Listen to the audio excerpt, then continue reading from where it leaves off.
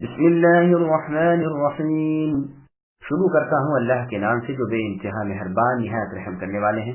حامیم تنزیل من الرحمن الرحیم کتاب فصلت آیاته قرآنا عربیا لقوم یعلمون بشیرا ونذیرا فأعرض أكثرهم فهم لا يسمعون وقالوا قلوبنا في أكنة مما تدعونا إليه وفي آذاننا وقر ومن بيننا وبينك حجاب فاعمل إننا عاملون۔ حامیم اتاری ہوئی ہے بڑے مہربان بہت رحم کرنے والے اللہ کی طرف سے، کتاب ہے جس کی آیتوں کی واضح تفصیل کی گئی ہے۔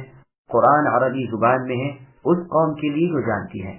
خوشخبری سنانے والے اور دھمکانے والے پھر بھی ان کے اکثروں نے منہ پھیر لیا اور وہ سنتے ہی نہیں، اور کہتے ہیں کہ تو جس کی طرف ہمیں بلا رہا ہے ہمارے دل تو اس سے پردے میں ہیں اور ہمارے کانوں میں گرانی اور ہم میں اور تجھ میں ایک حجاب ہے۔ اچھا تو اب اپنا کام کیے جاؤ، ہم بھی یقیناً کام کرنے والے ہیں۔ سامعین اب آیتوں کی تفسیر سماعت کیجیے۔ کفار مکہ کا رسول اللہ صلی اللہ علیہ وسلم کو لالچ دینا۔ اللہ تعالیٰ فرماتے ہیں کہ یہ عربی کا قرآن رب رحمان کا اتارا ہوا ہے، جیسے اور آیت میں اللہ نے فرمایا اس قرآن کو آپ کے رب کے حکم سے روح الامین نے اے نبی حق کے ساتھ نازل فرمایا ہے، اور آیت میں ہے روح الامین نے اسے آپ کے دل پر اس لیے نازل فرمایا ہے کہ آپ لوگوں کو آگاہ کرنے والے بن جائیں۔ اس کی آیتیں مفصل ہیں، ان کے معنی ظاہر ہیں، احکام مضبوط ہیں، الفاظ واضح اور آسان ہیں، جیسے اللہ تعالیٰ نے سورہ ہود کی آیت نمبر 1 میں فرمایا کتاب احکمت آیاتہ، یعنی یہ قرآن مجید ایسی کتاب ہے جس کی آیتیں محکم و مفصل ہیں۔ یہ کلام ہے با حکمت خبردار اللہ کا، لفظ کے اعتبار سے معجز اور معنی کے اعتبار سے معجز، باطل نہ قرآن کے آگے سے آ سکے نہ پیچھے سے۔ حکیم و حمید رب اللہ تعالیٰ کی طرف سے اترا ہوا ہے۔ اس بیان و وضاحت کو ذی علم سمجھ رہے ہیں۔ یہ ایک طرف مؤمنوں کو بشارت دیتا ہے، دوسری جانب مجرموں کو دھمکاتا ہے، کفار کو ڈراتا ہے۔ باوجود ان خوبیوں کے پھر بھی اکثر قریشی منہ پھیرے ہوئے ہیں اور کانوں میں ٹیٹیاں بھرے ہوئے ہیں۔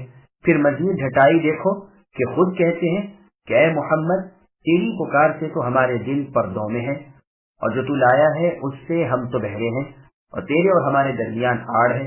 تیری باتیں نہ ہماری سمجھ میں آئیں نہ عقل میں سمائیں۔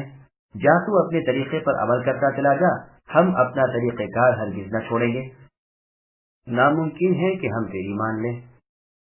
چنانچہ مسند عبد بن حمید میں جابر بن عبداللہ رضی اللہ عنہ سے منقول ہے کہ ایک دن قریشیوں نے جمع ہو کر آپس میں مشاورت کی کہ جادو، کہانت اور شعر و شاعری میں جو سب سے زیادہ ہو اسے لے کر اس شخص کے پاس چلیں، یعنی محمد صلی اللہ علیہ وسلم کے پاس، جس نے ہماری جماعت میں تفریق ڈال دی ہے اور ہمارے کام میں پھوٹ ڈال دی ہے اور ہمارے دین میں عیب گیری شروع کر دی ہے۔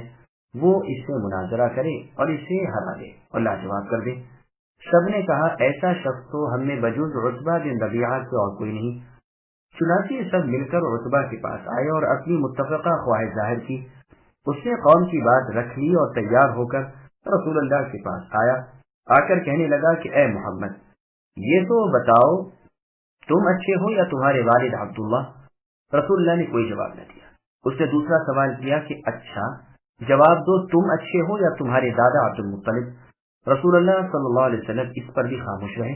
وہ کہنے لگا سنو، اگر تم اپنے باپ دادوں کو اچھا سمجھتے ہو تب تو تمہیں معلوم ہے کہ وہ انہی معبودوں کو پوجتے رہے جنہیں ہم سب پوجتے ہیں اور جن کی تم عیب گیری کرتے رہتے ہو، اور اگر تم اپنے تئیں ان سے بہتر سمجھتے ہو تو کلام کرو، ہم بھی تمہاری بات سنیں۔ اللہ تعالیٰ کی قسم دنیا میں کوئی انسان اپنی قوم کے لیے تم سے زیادہ ضرر رساں پیدا نہیں ہوا۔ تم نے ہماری شیرازہ بندی توڑ دی، تم نے ہمارے اتفاق کو نفاق سے بدل دیا، تم نے ہمارے دین کو عیب دار بتایا اور اس میں برائی نکالی، تم نے سارے عرب میں ہمیں بدنام اور رسوا کر دیا۔ آج ہر جگہ یہی تذکرہ ہے کہ قریشیوں میں ایک جادوگر ہے، قریشیوں میں ایک کاہن ہے۔ اب تو یہی ایک بات باقی رہ گئی ہے کہ ہم میں آپس میں سر پٹھول ہو، ایک دوسرے کے سامنے ہتھیار لگا کر آ جائے اور یوں ہی لڑا گھڑا کر تم ہم سب کو فنا کر دینا چاہتے ہو؟ سنو، اگر تمہیں مال کی خواہش ہے تو لے لو، ہم سب مل کر تمہیں اس قدر مالدار بنا دیتے ہیں کہ عرب میں تمہاری برابری کا کوئی اور تونگر نہ نکلے۔ اور اگر تمہیں عورتوں کی خواہش ہے تو ہم میں سے جس کی بیٹی تمہیں پسند ہو تم بتاؤ، ہم ایک چھوڑ 10 شادیاں تمہاری کرا دیتے ہیں۔ یہ سب کچھ کہہ کر اب اس نے ذرا سانس لیا تو رسول اللہ نے فرمایا، بس کہہ چکے ہو؟ اس نے کہا ہاں۔ رسول اللہ نے فرمایا، اب میری سنو۔ چنانچہ آپ نے بسم اللہ پڑھ کر اسی سورہ حامیم سجدہ کی تلاوت شروع کی اور تقریباً 1.5 رکوع مثل صاعقۃ عاد و ثمود تک پڑھا، یعنی آیت نمبر 13 تک۔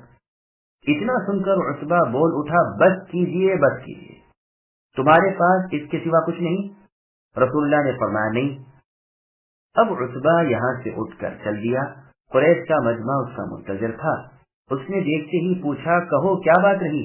عتبہ نے کہا، سنو، تم سب مل کر جو کچھ اسے کہہ سکتے تھے میں اکیلے نے ہی وہ سب کچھ کہہ ڈالا۔ انہوں نے کہا، پھر اس نے کچھ جواب بھی دیا؟ کہا ہاں، جواب تو دیا، لیکن اللہ کی قسم میں تو ایک حرف بھی اس کا سمجھ نہیں سکا۔ البتہ اتنا سمجھا ہوں کہ انہوں نے ہم سب کو عذاب آسمانی سے ڈرایا ہے جو عذاب عادیوں اور سمودیوں پر آیا تھا۔ انہوں نے کہا، تجھے اللہ کی مان، ایک شخص عربی زبان میں جو تیری اپنی زبان ہے تجھ سے کلام کر رہا ہے اور تو کہتا ہے میں سمجھا ہی نہیں کہ اس نے کیا کہا۔ عتبہ نے جواب دیا کہ میں سچ کہتا ہوں، بجز ذکر عذاب کے میں کچھ نہیں سمجھا۔ یہ روایت مصنف ابن ابی شیبہ میں بھی ہے، نیز مستدرک حاکم میں بھی ہے۔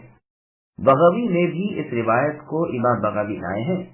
اس میں یہ بھی ہے کہ جب رسول اللہ نے اس آیت کی تلاوت کی تو عتبہ نے آپ کے منہ مبارک پر ہاتھ رکھ دیا اور آپ کو قسمیں دینے لگا اور رشتہ داری یاد دلانے لگا۔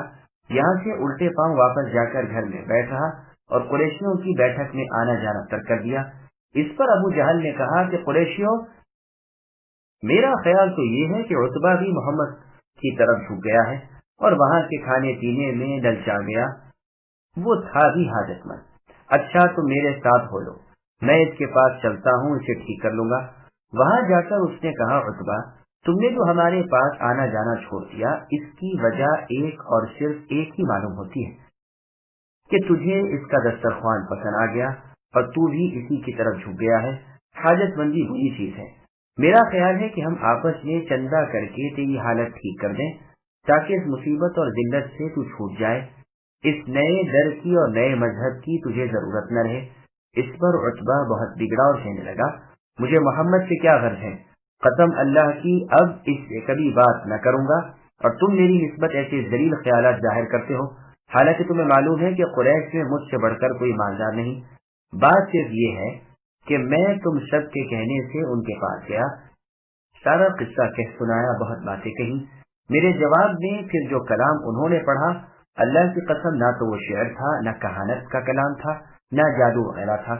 وہ جب اس سورت کو پڑھتے ہوئے آیت نمبر 13 فَإِنْ أَعْرَضُوا تک پہنچے تو میں نے ان کے منہ پر ہاتھ رکھ دیا اور انہیں رشتے ناطے یاد دلانے لگا کہ للہ رک جائیے۔ مجھے تو خوف لگا ہوا تھا کہ کہیں اسی وقت ہم پر عذاب نہ آ جائے، اور یہ تو تم سب کو معلوم ہے محمد جھوٹے نہیں۔ قل انما انا بشر مثلكم يوحى الي انما الهكم اله واحد فاستقيموا اليه واستغفروه وويل للمشركين الذين لا يؤتون الزكاة وهم بالآخرة هم كافرون ان الذين آمنوا وعملوا الصالحات لهم اجر غير ممنون۔ اے نبی آپ کہہ دیجئے کہ میں تو تم جیسا انسان ہوں، مجھ پر وہی نازل کی جاتی ہے کہ تم سب کے معبود ایک اللہ ہی ہیں، سو تم اللہ کی طرف متوجہ ہو جاؤ اور اللہ سے گناہوں کی معافی چاہو۔ ان مشرکوں کے لیے بڑی خرابی ہے جو زکوٰۃ نہیں دیتے اور آخرت میں منکر ہی رہتے ہیں، اور جو لوگ ایمان لائیں اور بھلے کام کریں ان کے لیے اٹل اور انتھک اجر ہے۔ سامعین اب آیتوں کی تفسیر سماعت کیجیے۔ اللہ تعالیٰ کا اس میں حکم ہو رہا ہے کہ ان جھٹلانے والے مشرکوں کے سامنے اے نبی اعلان کر دیجئے کہ میں تم ہی جیسا انسان ہوں، مجھے بذریعہ وحی الہی کے حکم دیا گیا ہے کہ تم سب کے معبود ایک اکیلے اللہ تعالیٰ ہی ہیں۔ تم جو متفرق اور کئی ایک معبود بنائے بیٹھے ہو یہ طریقہ سراسر گمراہی والا ہے۔ تم ساری عبادتیں اللہ ہی کے لیے بجا لاؤ اور ٹھیک اس طرح کہ جس طرح تمہیں اللہ کے رسول سے معلوم ہوا، اور اپنے اگلے گناہوں سے توبہ کرو، ان کی معافی طلب کرو۔ یقین مانو کہ اللہ تعالیٰ کے ساتھ شرک کرنے والے ہلاک ہونے والے ہیں جو زکوٰۃ نہیں دیتے۔ یعنی بقول ابن عباس رضی اللہ عنہما لا الہ الا اللہ کی شہادت نہیں دیتے۔ اکرمہ رحمہ اللہ بھی فرماتے ہیں، قرآن کریم میں سورہ شمس کی آیت نمبر 9 اور 10 میں ہے قد افلح من زکاہا وخاب من دساہا، یعنی اس شخص نے فلاح پائی جس نے اپنے نفس کو پاک کر لیا، اور وہ ہلاک ہوا جس نے اسے دبا دیا۔ اور سورہ اعلیٰ کی آیت نمبر 14 اور 15 میں فرمایا قد افلح من تزکا وذکر اسم ربہ فصلی، یعنی اس شخص نے نجات حاصل کر لی جس نے پاکی سیکھی اور اپنے رب کا نام ذکر کیا پھر نماز ادا کی۔ اور سورہ نازعات کی آیت نمبر 18 میں فرمایا هل لك الى ان تزکا، یعنی موسیٰ علیہ السلام نے فرعون سے کہا تھا کہ اے فرعون کیا تجھے پاک ہونے کا خیال ہے؟ ان آیتوں میں زکوٰۃ یعنی پاکی سے مطلب نفس کو بےہودہ اخلاق سے دور کرنا ہے، اور سب سے بڑی اور پہلی قسم اس کی شرک سے پاک ہونا ہے جو سب سے بڑھ کر بےہودہ اخلاق ہے۔ اسی طرح آیت مندرجہ بالا میں بھی زکوٰۃ نہ دینے سے توحید کا نہ ماننا مراد ہے۔ مال کی زکوٰۃ کو زکوٰۃ اس لیے کہا جاتا ہے کہ یہ حرمت سے پاک کر دیتی ہے اور زیادتی اور برکت اور کثرت مال کا باعث بنتی ہے، اور اللہ کی راہ میں اسے خرچ کی توفیق ہوتی ہے۔ لیکن امام سدی نے، معاویہ بن قرہ رحمہ اللہ نے، قتادہ نے اور اکثر مفسرین رحمہ اللہ نے اس کے معنی یہ کیے ہیں کہ مال زکوٰۃ ادا نہیں کرتے، اور بظاہر یہی معلوم ہوتا ہے۔ امام ابن جریر رحمہ اللہ بھی اسی کو مختار کہتے ہیں، لیکن یہ قول تامل طرف ہے، اس لیے کہ زکوٰۃ فرض ہوتی ہے مدینے میں جا کر ہجرت کے دوسرے سال، اور یہ آیت اتری ہے مکہ شریف میں۔ زیادہ سے زیادہ اس تفسیر کو مان کر ہم یہ کہہ سکتے ہیں کہ صدقے اور زکوٰۃ کی اصل کا حکم تو نبوت کی ابتدا میں ہی تھا، جیسا کہ اللہ تعالیٰ کا فرمان ہے وَآتُوا حَقَّهُ يَوْمَ حَصَادِهِ، یعنی جس دن کھیت کاٹو اس کا حق دے دیا کرو۔ ہاں وہ زکوٰۃ جس کا نصاب اور جس کی مقدار من جانب اللہ مقرر ہے وہ مدینے میں مقرر ہوئی۔ یہ قول ایسا ہے جس سے دونوں باتوں میں تطبیق بھی ہو جاتی ہے۔ خود نماز کو دیکھیے کہ طلوع آفتاب اور غروب آفتاب سے پہلے ابتدائی نبوت میں ہی فرض ہو چکی تھی، لیکن معراج والی رات ہجرت سے 1.5 سال پہلے 5 نمازیں باقاعدہ شروط و ارکان کے ساتھ مقرر ہو گئیں، اور رفتہ رفتہ اس کے تمام متعلقات پورے کر دیے گئے، واللہ اعلم۔ اس کے بعد اللہ تعالیٰ جل جلالہ فرماتے ہیں کہ اللہ تعالیٰ کے ماننے والوں اور نبی کے اطاعت گزاروں کے لیے وہ اجر و ثواب ہے جو ہمیشگی والا اور کبھی نہ ختم ہونے والا ہے، جیسا کہ اللہ نے سورہ کہف کی آیت نمبر 3 میں فرمایا مَاکِثِینَ فِیہ ابدا، جو اس میں ہمیشہ ہمیشہ رہنے والے ہیں، اور سورہ ہود کی آیت نمبر 158 میں فرمایا عطاء غیر مجذوذ، انہیں جو انعام دیا جائے گا وہ نہ ٹوٹنے والا اور مسلسل ہے۔ سدی رحمہ اللہ کہتے ہیں گویا وہ ان کا حق ہے جو انہیں دیا گیا نہ بطور احسان کے، لیکن بعض ائمہ نے اس کی تردید کی ہے کیونکہ اہل جنت پر بھی اللہ تعالیٰ کا احسان یقیناً ہے۔ خود قرآن میں سورہ حجرات کی آیت نمبر 17 میں اللہ نے فرمایا بل اللہ یمن علیکم ان ہداکم للایمان، یعنی بلکہ اللہ تعالیٰ کا تم پر احسان ہے کہ وہ تمہیں ایمان کی ہدایت کرتے ہیں۔ جنتیوں کا سورہ طور کی آیت نمبر 27 میں قول ہے فمن اللہ علینا ووقانا عذاب السموم، پس اللہ نے ہم پر احسان کیا اور آگ کے گرم زہریلے دھوئیں کے عذاب سے ہمیں بچا لیا۔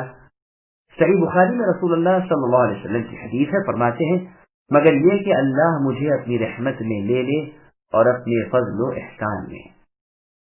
قل أئنكم لتكفرون بالذي خلق الأرض في يومين وتجعلون له أندادا ذلك رب العالمين وجعل فيها رواسي من فوقها وبارك فيها وقدر فيها أقواتها في 4 أيام سواء للسائلين ثم استوى إلى السماء وهي دخان فقال لها وللأرض ائتيا طوعا أو كرها قالتا أتينا طائعين فقضاهن 7 سماوات في يومين وأوحى في كل سماء أمرها وزينا السماء الدنيا بمصابيح وحفظا ذلك تقدیر العزیز العلیم۔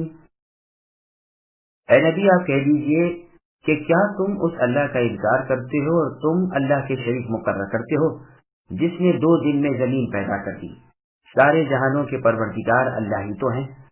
اللہ ہی نے زمین کے اوپر زمین میں سے ہی پہاڑ پیدا کر دیے اور اس میں برکت رکھ دی، اور اس میں رہنے والوں کی غذاؤں کی تجویز بھی اللہ ہی نے کر دی۔ صرف 4 دن میں ہی سوال کرنے والوں کا جواب پورا ہوا۔ پھر آسمان کی طرف اللہ تعالیٰ متوجہ ہوئے، اور وہ آسمان تو دھواں سا تھا۔ پس اسے اور زمین سے فرمایا کہ تم دونوں خوشی سے آؤ یا زبردستی؟ دونوں نے عرض کیا کہ ہم بخوشی حاضر ہیں۔ پس 2 دن میں 7 آسمان بنا دیے اور ہر آسمان میں اس کے مناسب وحی بھیج دی، اور ہم نے آسمان دنیا کو ستاروں کے ساتھ زینت دی اور نگہبانی کی۔ یہ تدبیر اللہ غالب اور ہر چیز کا علم رکھنے والے کی ہے۔ سامعین، اب آیتوں کی تفصیل سماعت کیجیے۔ زمین و آسمان کس ترتیب سے پیدا کیے گئے؟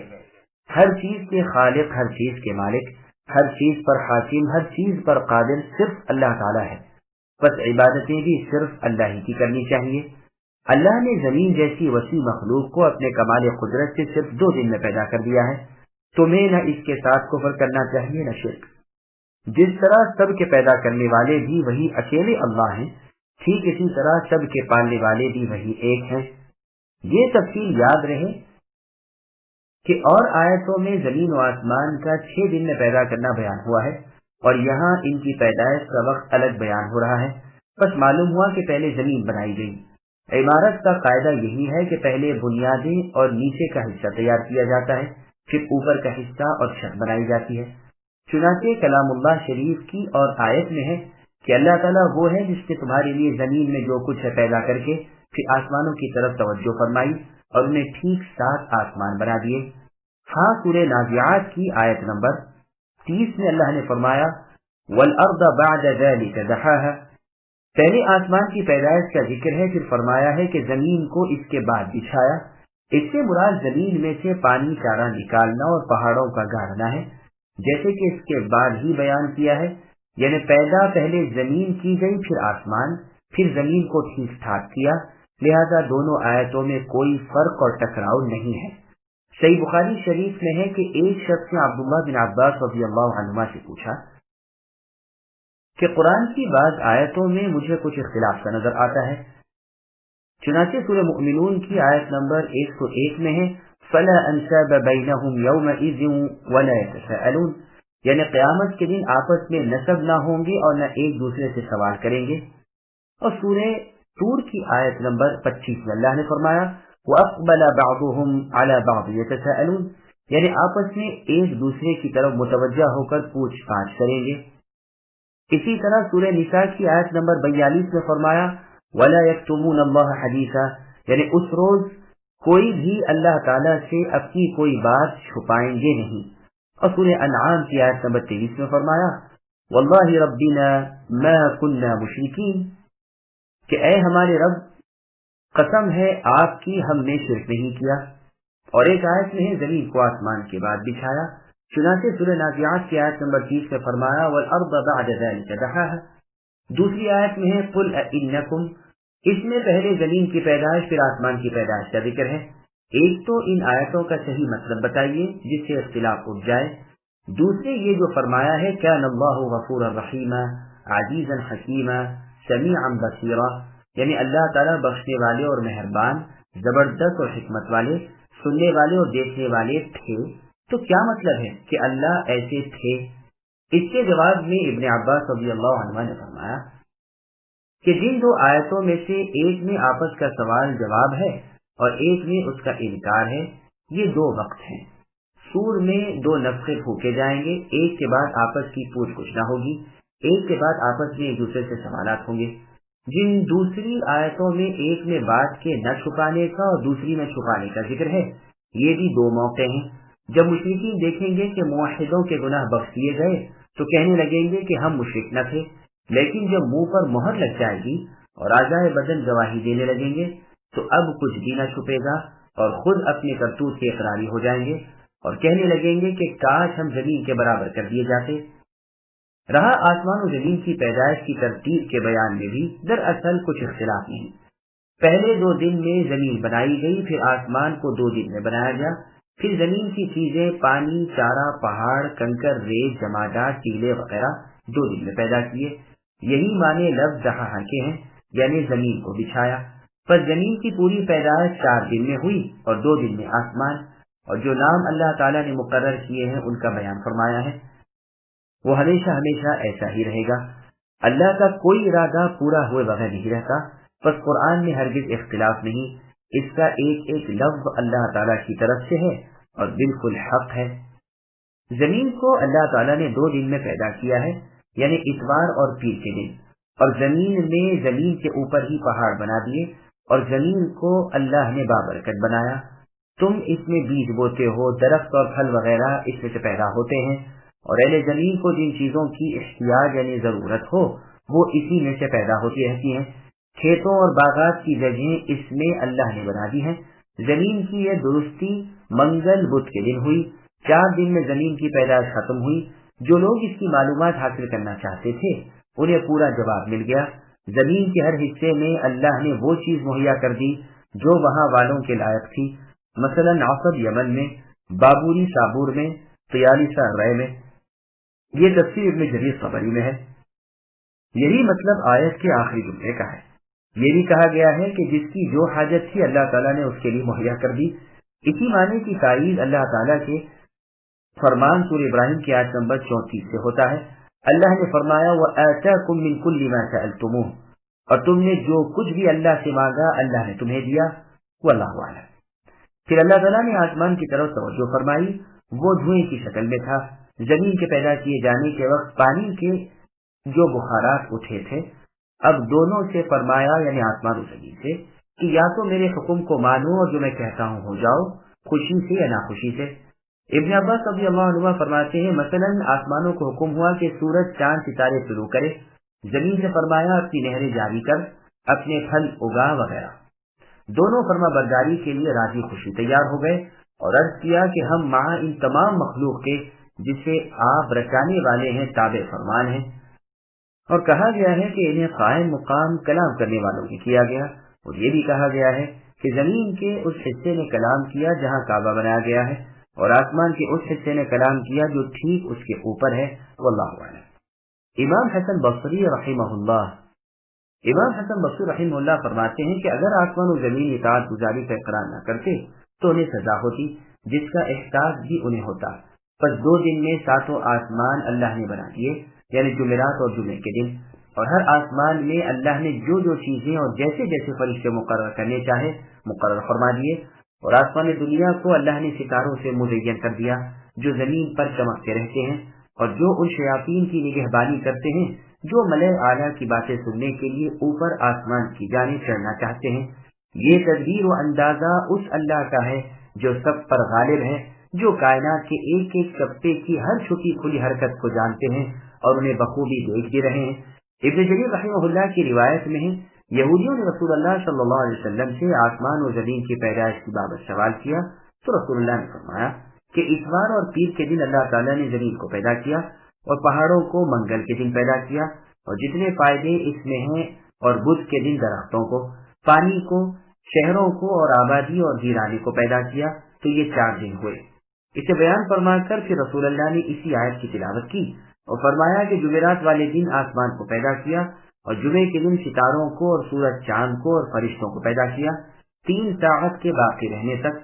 پھر دوسری ساعت میں ہر چیز میں آفت ڈالی جس سے لوگ فائدے اٹھاتے ہیں، اور تیسری میں آدم علیہ السلام کو پیدا کیا، انہیں جنت میں بسایا، ابلیس کو انہیں سجدہ کرنے کا حکم دیا اور آخری گھڑی میں وہاں سے نکال دیا۔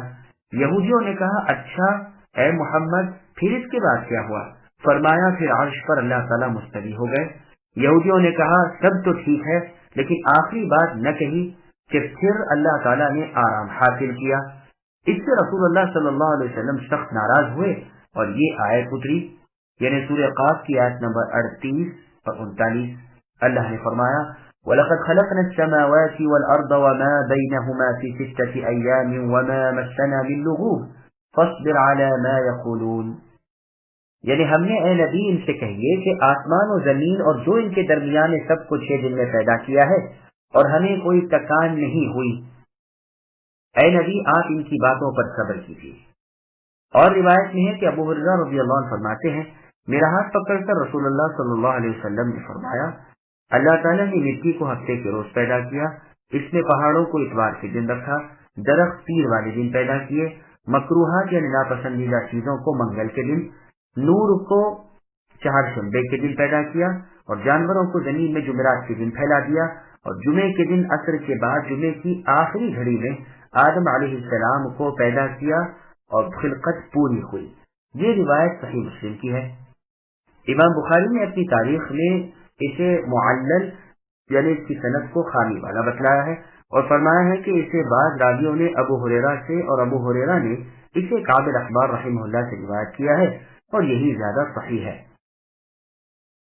فَإِنْ أَعْرَضُوا فَقُلْ أَنذَرْتُكُمْ صَاعِقَةً مِثْلَ صَاعِقَةِ عَادٍ وَثَمُودَ إِذْ جَاءَتْهُمُ الرُّسُلُ مِنْ بَيْنِ أَيْدِيهِمْ وَمِنْ خَلْفِهِمْ أَلَّا تَعْبُدُوا إِلَّا اللَّهَ قالوا لو شاء ربنا لأنزل ملائكة فإنا بما أرسلتم به كافرون فأما عاد فاستكبروا في الأرض بغير الحق وقالوا من أشد منا قوة أولم يروا أن الله الذي خلقهم هو أشد منهم قوة وكانوا بآياتنا يجحدون أرسلنا عليهم ريحا صرصرا في أيام نحسات لنذيقهم عذاب الخزي في الحياة الدنيا ولعذاب الآخرة أخزى وهم لا ينصرون وأما ثمود فهديناهم فاستحبوا العمى على الهدى فأخذتهم صاعقة العذاب الهون بما كانوا يكسبون ونجينا الذين آمنوا وكانوا يتقون۔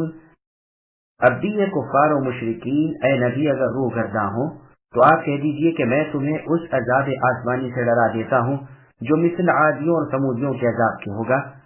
ان کے پاس جب ان کے آگے پیچھے سے پیغمبر آئے کہ تم اللہ کے سوا کسی کی عبادت نہ کرو تو انہوں نے جواب دیا کہ اگر اللہ تعالیٰ چاہتے تو فرشتوں کو بھیجتے، ہم تو تمہاری رسالت کے بالکل منکر ہیں۔ اب عادیوں نے تو بے وجہ زمین میں سرکشی شروع کر دی اور کہنے لگے کہ ہم سے زور آور کون ہے؟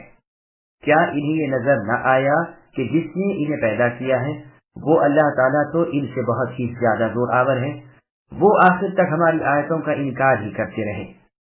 بلاخر ہم نے ان پر ایک تیز و تند آندھی مصیبت ناک دنوں میں بھیج دی کہ انہیں جیتے جی ذلت کے عذاب کا مزہ چکھا دیں۔ یقین مانو کہ آخرت کا عذاب اس سے بہت زیادہ رسوائی والا ہے، انہیں کوئی امداد نہ دی جائے گی۔ رہے سمودی سو ہم نے ان کی رہبری کی، پھر بھی انہوں نے ہدایت پر اندھاپے کو ترجیح دی، جس بنا پر انہیں سراپا ذلت کے عذاب آسمانی نے ان کے کرتوتوں کے باعث پکڑ لیا۔ ہاں ایماندار پارساؤں کو ہم نے بال بال بچا دیا۔ سامعین اب آیتوں کی تفصیل سماعت کیجیے۔ حق سے روگردانی کا انجام۔ حکم ہوتا ہے اے نبی جو آپ کو جھٹلا رہے ہیں اور اللہ کے ساتھ کفر کر رہے ہیں، آپ ان سے فرما دیجئے کہ میری تعلیم سے روگردانی تمہیں کسی مفید نتیجے پر نہیں پہنچائے گی۔ یاد رکھو کہ جس طرح انبیاء علیہم السلام کی مخالفت امتیں آپ سے پہلے زیر و زبر کر دی گئیں، کہیں تمہاری شامت اعمال بھی تمہیں انہی میں سے نہ کرتے۔ عادیوں اور سمودیوں کے اور ان جیسے اوروں کے حالات تمہارے سامنے ہیں۔ ان کے پاس پے در پہ رسول آئے، اس گاؤں میں اس گاؤں میں، اس بستی میں اس بستی میں، اللہ تعالیٰ کے پیغمبر اللہ کے منادی کرتے پھرے، لیکن ان کے قوم کی آنکھوں میں وہ چربی چڑھی ہوئی تھی اور دماغ میں وہ گود ڈھسا ہوا تھا کہ کسی ایک کی بھی مان کر نہ دی۔ اپنے سامنے اللہ والوں کی بہتری اور دشمنان رسول کی ابتری دیکھتے تھے، لیکن پھر بھی جھٹلانے سے باز نہ آئے، حجت بازی اور کٹ حجتی سے نہ ہٹے اور کہنے لگے اگر اللہ کو رسول بھیجنا ہوتا تو کسی فرشتے کو بھیجتے، تم انسان ہو کر رسول کیسے بن بیٹھے؟ ہم تو اسے ہرگز باور نہ کریں گے۔ ان عادیوں نے زمین میں فساد پھیلا دیا، ان کی سرکشی، ان کا غرور حد کو پہنچ گیا، ان کی لاابالیاں اور بے پرواہیاں یہاں تک پہنچ گئی کہ پکار اٹھے ہم سے زیادہ زور آور اور طاقت و قوت والا کوئی نہیں، ہم طاقتور، مضبوط اور ٹھوس ہیں، عذاب الہی ہمارا کیا بگاڑ لیں گے؟ اس قدر پھولے کہ اللہ کو بھی بھول گئے۔ یہ بھی خیال نہ رہا کہ ہمارے پیدا کرنے والے اللہ تعالیٰ تو اتنے قوی ہیں کہ اللہ کی زور آوری کا اندازہ بھی ہم نہیں کر سکتے، جیسا کہ اللہ تعالیٰ نے سورہ ذاریات کی آیت نمبر 47 میں فرمایا وَالسَّمَاءَ بَنَيْنَاهَا بِأَيْدٍ وَإِنَّا لَمُوسِعُونَ، یعنی ہم ہی نے اپنے ہاتھوں آسمانوں کو پیدا کیا اور ہم بہت ہی طاقتور اور زور آور ہیں۔ بس ان عادیوں کے اس تکبر پر اور اللہ کے رسولوں کے جھٹلانے پر اور اللہ تعالیٰ کی نافرمانی کرنے پر اور رب کی آیتوں کے انکار پر ان پر عذاب الہی آ پڑا، تیز و تند، سرد، دہشتناک، سرسراتی ہوئی سخت آندھی آئی تاکہ ان کا غرور ڈہ جائے اور ہوا سے وہ تباہ کر دیے جائیں۔ سرسارن کہنے میں ہوا کا آواز والی ہونا پایا جاتا ہے۔ مشرق کی طرف ایک نہر ہے جو بہت زور سے آواز کے ساتھ بہتی رہتی ہے، اس لیے اسے بھی عرب سرسر کہتے ہیں۔ نحسات سے مراد پے در پہ، ایک دم مسلسل 7 راتیں اور 8 دن تک یہی ہوائیں رہیں۔ وہ مصیبت جو ان پر مصیبت والے دن آئی وہ پھر 8 دن تک نہ ہٹی نہ چلی، جب تک ان میں سے ایک ایک کو فنا کے گھاٹ نہ اتار دیا اور ان کا بیج نہ کھو دیا۔ ساتھ ہی آخرت کے عذابوں کا لقمہ بنے جن سے زیادہ ذلت و توہین کی کوئی سزا نہیں۔ نہ دنیا میں کوئی ان کی امداد کو پہنچا، نہ آخرت میں کوئی مدد کے لیے اٹھے، بے یار و مددگار رہ گئے۔ سمودیوں کی بھی ہم نے رہنمائی کی، ہدایت کی، ان پر وضاحت کر دی، انہیں بھلائی کی دعوت دی۔ نبی اللہ صالح علیہ السلام نے ان پر حق ظاہر کر دیا، لیکن انہوں نے مخالفت اور تکذیب کی، اور نبی اللہ صالح علیہ السلام کی سچائی پر جس اونٹنی کو اللہ نے علامت بنایا تھا اس اونٹنی کی کوچیں کاٹ دی، بس ان پر بھی عذاب الہی برس پڑا، ایک زبردست کلیجے پھاڑ دینے والی چنگاڑ اور دل پاس پاس کر دینے والے زلزلے نے ذلت و توہین کے ساتھ ان کے کرتوتوں کا بدلہ لیا۔ ان میں جتنے وہ لوگ تھے جنہیں اللہ کی ذات پر ایمان تھا، نبیوں کی تصدیق کرتے تھے، دلوں میں اللہ تعالیٰ کا خوف رکھتے تھے، انہیں ہم نے بچا لیا، انہیں ذرا سا بھی ضرر نہ پہنچایا اور اپنے نبی کے ساتھ ذلت و توہین سے اور عذاب الہی سے نجات پالی۔ وَيَوْمَ يُحْشَرُ أَعْدَاءُ اللَّهِ إِلَى النَّارِ فَهُمْ يُوزَعُونَ حَتَّى إِذَا مَا جَاءُوهَا شَهِدَ عَلَيْهِمْ سَمْعُهُمْ وَأَبْصَارُهُمْ وَجُلُودُهُمْ بِمَا كَانُوا يَعْمَلُونَ وَقَالُوا لِجُلُودِهِمْ لِمَ شَهِدتُّمْ عَلَيْنَا قَالُوا أَنطَقَنَا اللَّهُ الَّذِي أَنطَقَ كُلَّ شَيْءٍ وَهُوَ خَلَقَكُمْ أَوَّلَ مَرَّةٍ وَإِلَيْهِ تُرْجَعُونَ وَمَا كُنتُمْ تَسْتَتِرُونَ أَن يَشْهَدَ عَلَيْكُمْ سَمْعُكُمْ وَلَا أَبْصَارُكُمْ وَلَا جُلُودُكُمْ ولكن ظننتم أن الله لا يعلم كثيرا مما تعملون وذلكم ظنكم الذي ظننتم بربكم أرداكم فأصبحتم من الخاسرين فإن يصبروه فالنار مثوى لهم وإن يستعتبوا فما هم من المعتبين۔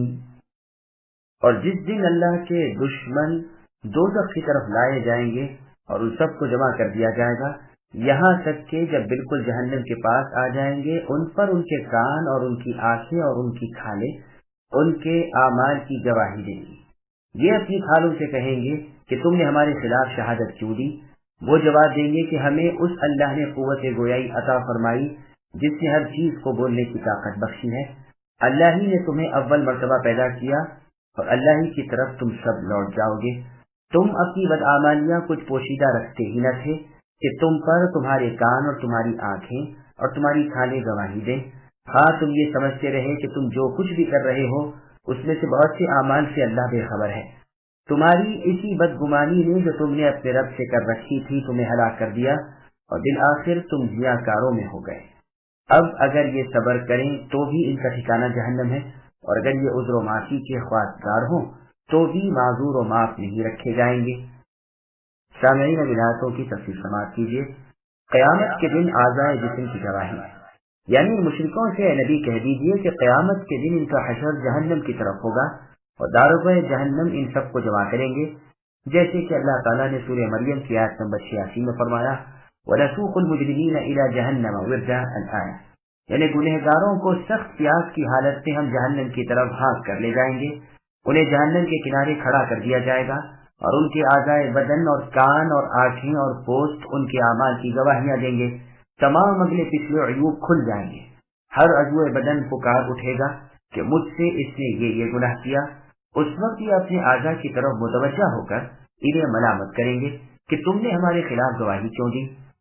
وہ کہیں گے اللہ تعالیٰ کے حکم کی بجاوری کے ماتحت اللہ نے ہمیں بولنے کی طاقت دی اور ہم نے سچ سچ کہہ سنایا۔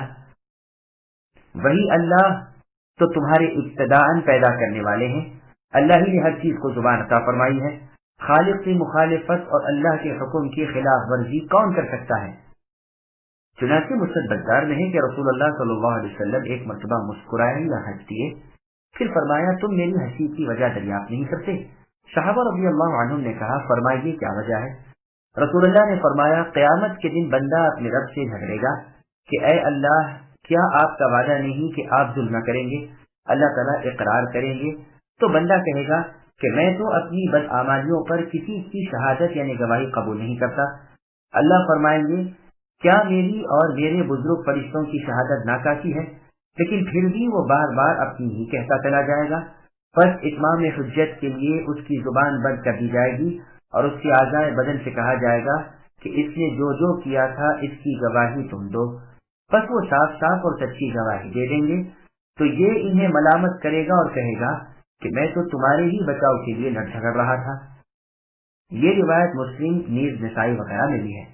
ابو موسیٰ اشعری رضی اللہ عنہ فرماتے ہیں کافر و منافق کو حساب کے لیے بروز قیامت بلایا جائے گا، اس کے اعمال اس کے سامنے پیش ہوں گے تو قسمیں کھا کھا کر انکار کرے گا اور کہے گا اے اللہ آپ کے فرشتوں نے وہ لکھ لیا ہے جو میں نے ہرگز نہیں کیا۔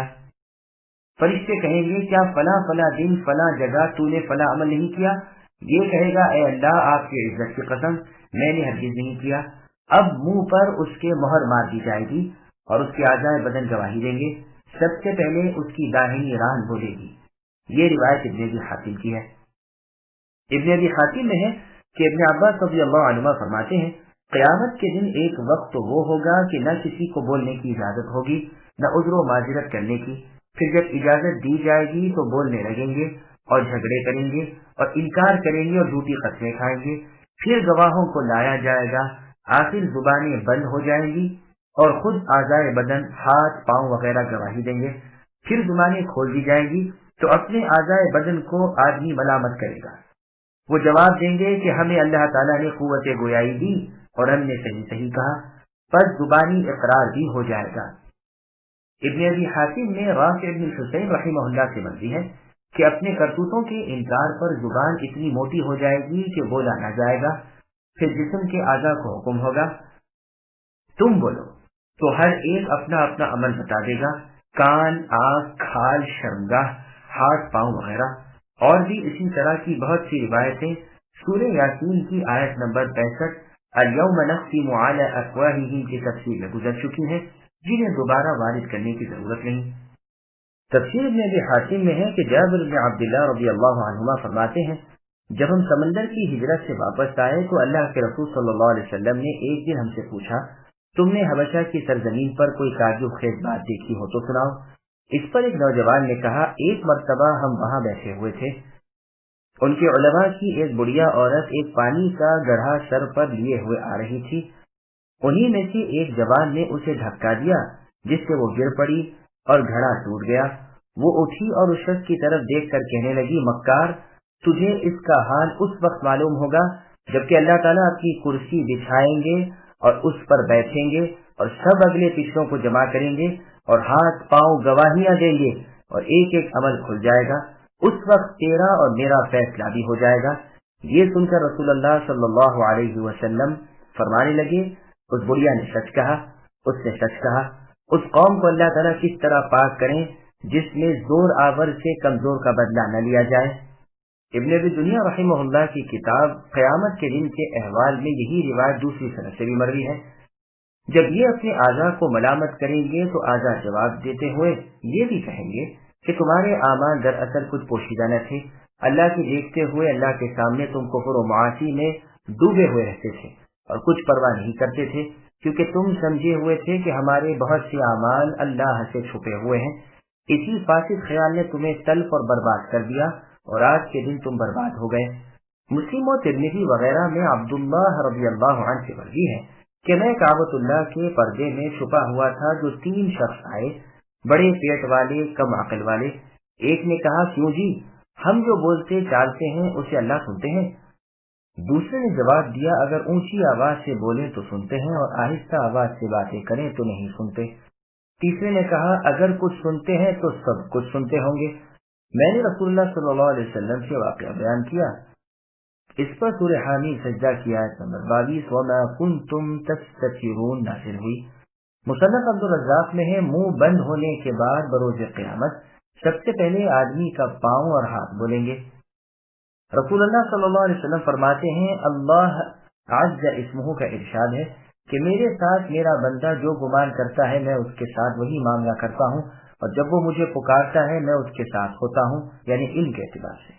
حسن بصری رحمہ اللہ اتنا فرما کر کچھ تأمل کر کے فرمانے لگے، جس کا جیسا گمان اللہ کے ساتھ ہوتا ہے ویسا ہی اس کا عمل بھی ہوتا ہے۔ مومن چونکہ اللہ تعالیٰ کے ساتھ نیک ظن ہوتا ہے وہ اعمال بھی اچھے کرتا ہے، اور کافر منافق چونکہ اللہ کے ساتھ بدظن ہوتے ہیں وہ اعمال بھی بد کرتے ہیں۔ پھر حسن بصری رحمہ اللہ نے یہی آیت تلاوت فرمائی، جہنم کی آگ میں صبر سے پڑے رہنا اور بے صبری کرنا ان جہنمیوں کے لیے اقصا ہوگا، نہ ان کی عذر و معذرت مقبول، نہ ان کے گناہ معاف۔ یہ دنیا کی طرف اگر لوٹنا چاہیں تو وہ راہ بند ہے۔ جیسے اور جگہ ہے، اللہ نے فرمایا، جہنمی کہیں گے، اے اللہ ہم پر ہماری بدبختی چھا گئی، یقیناً ہم بے راہ تھے، اللہ تعالیٰ اب آپ یہاں سے ہمیں نجات دیجیے، اگر اب ایسا کریں تو پھر ہمیں ہمارے ظلم کی سزا دینا۔ لیکن اللہ تعالیٰ کی طرف سے جواب آئے گا کہ اب یہ منصوبے بے سود ہیں، دھتکارے ہوئے یہیں پڑے رہو، خبردار جو مجھ سے بات کی ہوگی۔ وَقَيَّضْنَا لَهُمْ قُرَنَاءَ فَزَيَّنُوا لَهُم مَّا بَيْنَ أَيْدِيهِمْ وَمَا خَلْفَهُمْ وَحَقَّ عَلَيْهِمُ الْقَوْلُ فِي أُمَمٍ قَدْ خَلَتْ مِن قَبْلِهِم مِّنَ الْجِنِّ وَالْإِنسِ إِنَّهُمْ كَانُوا خَاسِرِينَ وَقَالَ الَّذِينَ كَفَرُوا لَا تَسْمَعُوا لِهَٰذَا الْقُرْآنِ وَالْغَوْا فِيهِ لَعَلَّكُمْ تَغْلِبُونَ فَلَنُذِيقَنَّ الَّذِينَ كَفَرُوا عَذَابًا شَدِيدًا وَلَنَجْزِيَنَّهُمْ أَسْوَأَ الَّذِي كَانُوا يَعْمَلُونَ ذَلِكَ جَزَاءُ أَعْدَاءِ اللَّهِ النَّارُ لَهُمْ فِيهَا دَارُ الْخُلْدِ جَزَاءً بِمَا كَانُوا بِآيَاتِنَا يَجْحَدُونَ وقال الذين كفروا ربنا أرنا الذين أضلانا من الجن والإنس نجعلهما تحت أقدامنا ليكونا من الأسفلين۔ ہم نے ان کے کچھ ہم نشین مقرر کر رکھے تھے جنہوں نے ان کے اگلے پچھلے اعمال ان کی نگاہوں میں خوبصورت بنا کر رکھے تھے، اور ان کے حق میں بھی قول الہی ان امتوں کے ساتھ پورا ہوا جو ان سے پہلے جنوں انسانوں کی گزر چکی ہیں، یقیناً وہ ضیاءکار ثابت ہوئے۔ کافروں نے کہا، اس قرآن کو سنو ہی مت، اس کے پڑھے جانے کے وقت بےہودہ گوئی کرو، کیا عجب کہ تم غالب آ جاؤ، بس یقیناً ہم ان کافروں کو سخت عذاب کا مزہ چکھائیں گے اور انہیں ان کے بدترین اعمال کا بدلہ ضرور دیں گے۔ اللہ تعالیٰ کے دشمنوں کی سزا یہی دوزخ کی آگ ہے جس میں ان کا ہمیشہ کا گھر ہے، یہ بدلہ ہے ہماری آیتوں سے انکار کرنے کا۔ کافر لوگ کہیں گے، اے اللہ ہمیں جنوں انسانوں کے ان دونوں فریق کو دکھائیے جنہوں نے ہمیں گمراہ کیا، تاکہ ہم انہیں اپنے قدموں تلے ڈال کر انہیں نہایت اور سب سے نیچے کریں۔ سامعین، آیتوں کی تفصیل سماعت کیجیے۔ قرآن کو خاموشی سے سننا چاہیے۔ اللہ تعالیٰ بیان فرماتے ہیں کہ مشرکین کو اس نے گمراہ کر دیا ہے، اور یہ اللہ کی مشیت اور قدرت سے ہے، وہ اپنے تمام افعال میں حکمت والے ہیں۔ اللہ نے کچھ جن و انس ایسے ان کے ساتھ کر دیے تھے جنہوں نے ان کے بد اعمال انہیں اچھی صورت میں دکھائے۔ انہوں نے سمجھ لیا کہ دور ماضی کے لحاظ سے اور آئندہ آنے والے زمانے کے لحاظ سے بھی ان کے اعمال اچھے ہی ہیں، جیسے سورہ زخرف کی آیت نمبر 36 میں اللہ نے فرمایا، وَمَن يَعْشُ عَن ذِكْرِ الرَّحْمَنِ الآیہ، ان پر کلمہ عذاب صادق آ گیا ہے، جیسے ان لوگوں پر جو ان سے پہلے ان جیسے تھے۔ نقصان اور گھاٹے میں یہ اور وہ یکساں ہو گئے۔ کفار نے آپس میں مشورہ کر کے اس پر اتفاق کر لیا ہے کہ وہ اللہ تعالیٰ کے کلام کو مانیں گے نہیں، اللہ کے احکام کی پیروی ہی نہ کریں گے، بلکہ ایک دوسرے سے کہہ رکھا ہے کہ جب قرآن پڑھا جائے تو شور و غل کرو اور اسے نہ سنو، تالیاں بجاؤ، چینٹیاں بجاؤ، آوازیں نکالو۔ چنانچہ قریشی یہی کرتے تھے، عیب جوئی کرتے تھے، انکار کرتے تھے، دشمنی کرتے اور اسے اپنے غلبے کا باعث جانتے تھے۔ یہی حال ہر جاہل کافر کا ہے کہ اسے قرآن کا سننا اچھا نہیں لگتا، اسی لیے اس کے برخلاف اللہ تعالیٰ نے مؤمنوں کو سورہ اعراف کی آیت نمبر 204 میں حکم دیا، وَإِذَا قُرِئَ الْقُرْآنُ فَاسْتَمِعُوا لَهُ وَأَنصِتُوا لَعَلَّكُمْ تُرْحَمُونَ، یعنی جب قرآن پڑھا جائے تو تم سنو اور چپ رہو تاکہ تم پر رحم کیا جائے۔ ان کافروں کو دھمکایا جا رہا ہے کہ قرآن کریم سے مخالفت کرنے کی بنا پر انہیں سخت سزا دی جائے گی اور ان کی بد عملی کا مزہ انہیں ضرور چکھایا جائے گا۔ ان دشمنان الہی کا بدلہ دوزخ کی آگ ہے جس میں ان کے لیے ہمیشہ کا گھر ہے، یہ اس کا بدلہ ہے جو وہ آیات الہی کا انکار کرتے تھے۔ اس کے بعد کی آیت کا مطلب علی رضی اللہ عنہ سے مروی ہے کہ جن سے مراد ابلیس اور ان سے مراد آدم علیہ السلام کا وہ لڑکا ہے جس نے اپنے بھائی کو مار ڈالا تھا۔ یہ روایت تفسیر ابن جریر طبری کی ہے۔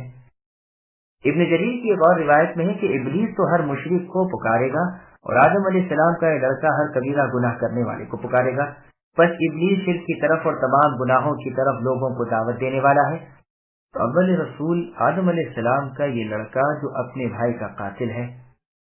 چنانچہ صحیح بخاری اور مسلم کی حدیث میں ہے، رسول اللہ نے فرمایا، روئے زمین پر جو قتل ناحق ہوتا ہے اس کا گناہ آدم علیہ السلام کے اس پہلے فرزند پر بھی ہوتا ہے، کیونکہ قتل بیجا کا شروع کرنے والا یہ ہے۔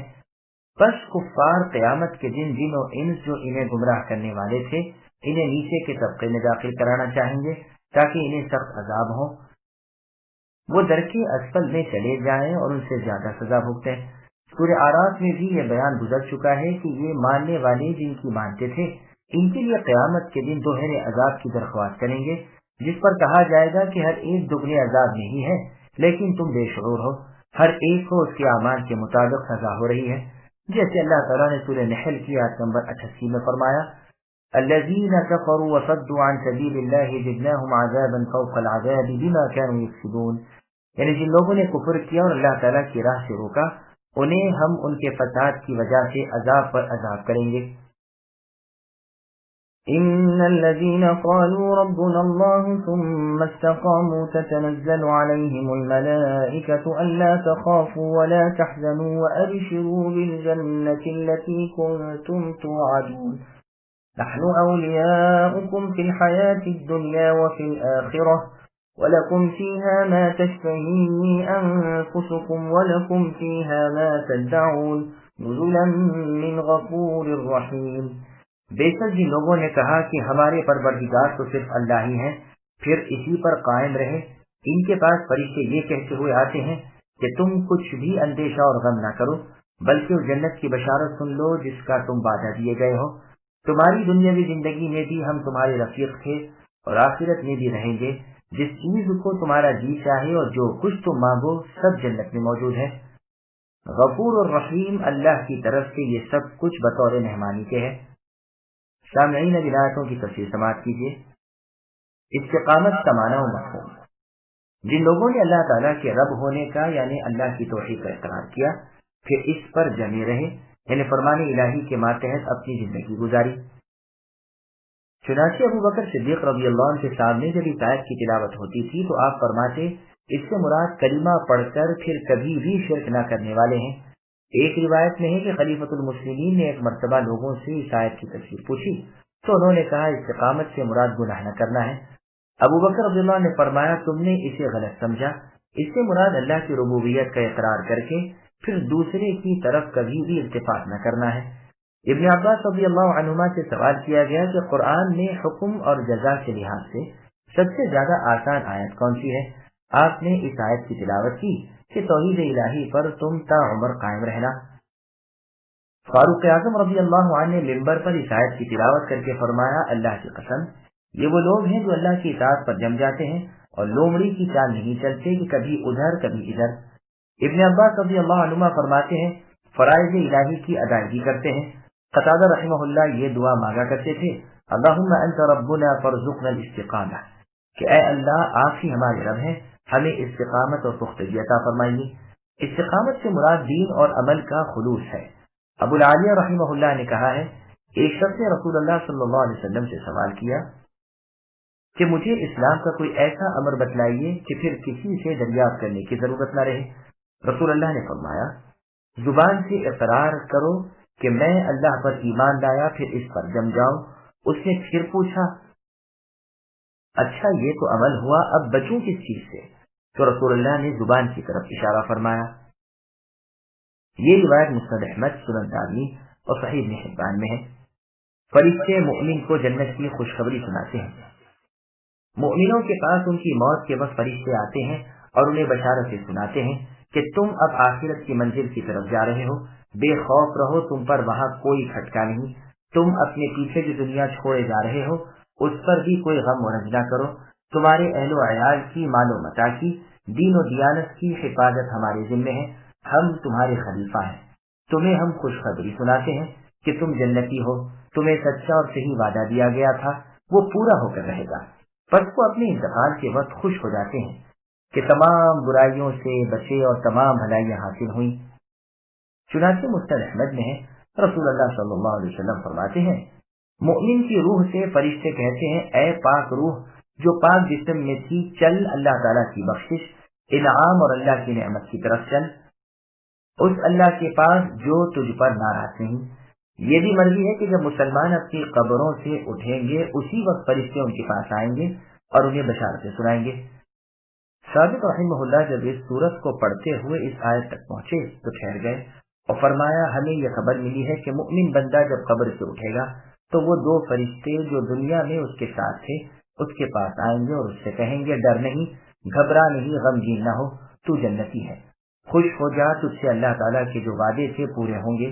غرض خوف امن سے بدل جائے گا، آنکھیں ٹھنڈی ہوں گی، دل مطمئن ہو جائے گا، قیامت کا تمام خوف، دہشت اور وحشت دور ہو جائے گی، اعمال صالحہ کا بدلہ اپنی آنکھوں سے دیکھے گا اور خوش ہوگا۔ الحاصل موت کے وقت قبر میں اور قبر سے اٹھتے ہوئے ہر وقت ملائکہ رحمت اس کے ساتھ رہیں گے اور ہر وقت بشارتیں سناتے رہیں گے۔ ان سے فرشتے یہ بھی کہیں گے کہ زندگانی دنیا میں ہم تمہارے رفیق و ولی تھے، تمہیں نیکی کی راہ سجاتے تھے، خیر کی رہنمائی کرتے تھے، تمہاری حفاظت کرتے تھے، ٹھیک اسی طرح آخرت میں بھی ہم تمہارے ساتھ رہیں گے، تمہاری وحشت و دہشت دور کرتے رہیں گے، قبر میں، حشر میں، میدان قیامت میں، پل صراط پر، غرض ہر جگہ ہم تمہارے رفیق اور دوست اور ساتھی ہیں، نعمتوں والی جنتوں میں پہنچا دینے تک تم سے الگ نہ ہوں گے، وہاں جو تم چاہو گے تمہیں ملے گا، جو خواہش ہوگی پوری ہوگی۔ یہ مہمانی، یہ عطا، یہ انعام، یہ ضیافت اس اللہ جل وعلا کی طرف سے ہے جو بخشنے والے اور مہربانی کرنے والے ہیں۔ اللہ کا لطف و رحم، اللہ کی بخشش اور کرم بہت وسیع اور کشادہ ہے۔ جنت کے بازار اور دیدار الہی۔ مسند احمد میں ہے، رسول اللہ صلی اللہ علیہ وسلم فرماتے ہیں، جو اللہ کی ملاقات کو پسند کرے اللہ بھی اس سے ملنے کو چاہتے ہیں، اور جو اللہ کی ملاقات کو برا جانے اللہ بھی اس کی ملاقات کو ناپسند کرتے ہیں۔ صحابہ رضی اللہ عنہم نے کہا، اے اللہ کے رسول، ہم تو موت کو ناپسندگی جانتے ہیں۔ رسول اللہ نے فرمایا، اس سے مراد موت کی کراہت یعنی ناپسندیدگی نہیں، بلکہ مومن کی سکرات یعنی موت کی بے ہوشی کے وقت اس کے پاس اللہ کی طرف سے خوشخبری آتی ہے، جسے سن کر اس کے نزدیک اللہ کی ملاقات سے زیادہ محبوب چیز کوئی نہیں رہتی، بس اللہ بھی اس کی ملاقات کو پسند فرماتے ہیں۔ اور فاجر یا کافر کی سکرات کے وقت جب اسے اس برائی کی خبر دی جاتی ہے جو اسے اب پہنچنے والی ہے تو وہ اللہ کی ملاقات کو ناپسند رکھتا ہے، بس اللہ بھی اس کی ملاقات کو ناپسند رکھتے ہیں۔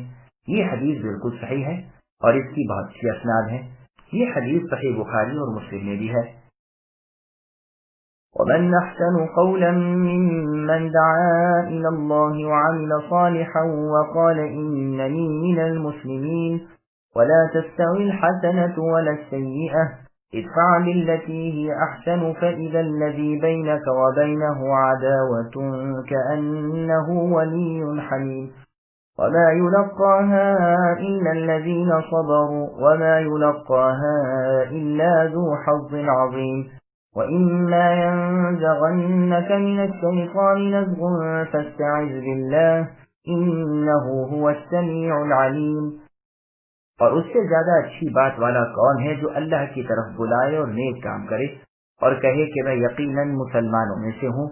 نیکی اور بدی برابر نہیں ہوتی، برائی کو بھلائی سے دفع کرو، پھر تمہارا دشمن ایسا ہو جائے گا جیسے دلی دوست۔ یہ بات انہی کو نصیب ہوتی ہے جو صبر کریں، اور اسے سوائے بڑے نصیبے والوں کے کوئی نہیں پا سکتا۔ اور اگر شیطان کی طرف سے کوئی وسوسہ آئے تو اللہ سے پناہ طلب کر لیا کریں، یقیناً وہ بہت ہی سننے والے ہیں اور جاننے والے ہیں۔ سامعین، اب آیاتوں کی تفصیل سماعت کیجیے۔ سب سے اچھی دعوت کس کی ہے؟ اللہ تعالیٰ فرماتے ہیں جو اللہ کے بندوں کو اللہ کی طرف بلائے اور خود بھی نیکی کرے، اسلام قبول کرے، اس سے زیادہ اچھی بات اور کس کی ہوگی؟